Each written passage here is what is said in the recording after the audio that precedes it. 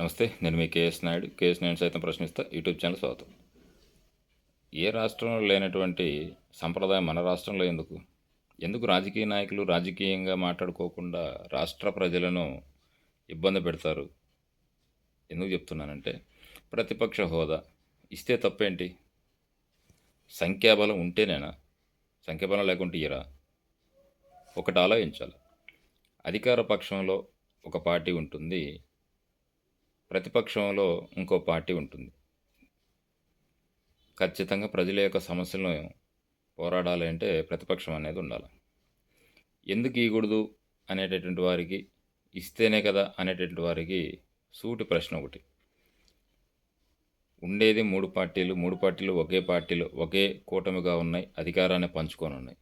CM, deputy CM, మంత్రులు 3 పార్టీలకు సంబంధించినటువంటి ఎమ్మెల్యేలు మంత్రులుగా ఉన్నారు. అలాంటప్పుడు ప్రతిపక్షం ఏడ ఉంటుంది? అప్పుడు ఆల్టర్నేట్ ఏముంది? వైఎస్ఆర్సీపీ పార్టీ లేదా ఇతరులు ఎవరు గెలవలేదు కాబట్టి వైసీపీ పార్టీ. ఇస్తే ఏమి? ఇవ్వకూడదా? ఇవ్వాలి. ఫర్ ఎగ్జాంపుల్ 2015లో ఢిల్లీలో శాసనసభ ఎలక్షన్స్ జరిగినాయి. 70 స్థానాలకు గాను 67 స్థానాలు ఆప్ పార్టీ గెలుచుకుంది, 3 స్థానాలు బీజేపీకి వచ్చినాయి. ఆ రోజుల్లో బీజేపీని ప్రధాన ప్రతిపక్ష పార్టీగా గుర్తించారు ఆప్. మరి అప్పుడు ఎందుకు ఇచ్చారు?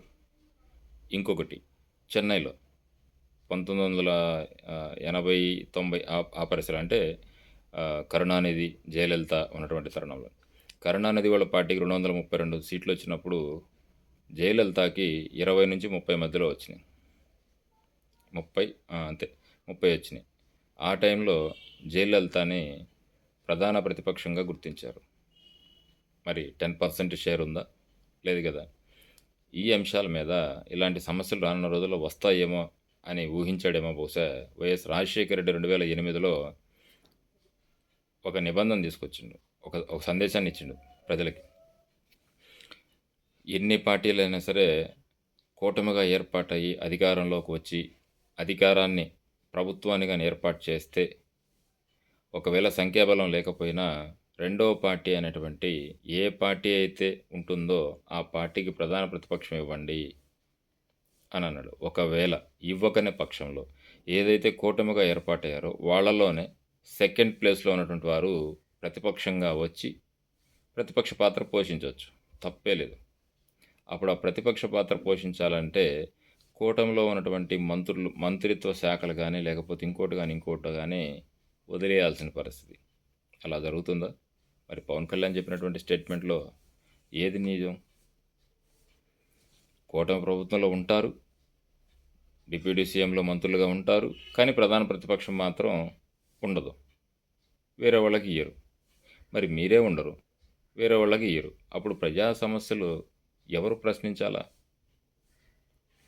మారరా? ఒక కొత్త సంప్రదాయానికి తెరదించరా?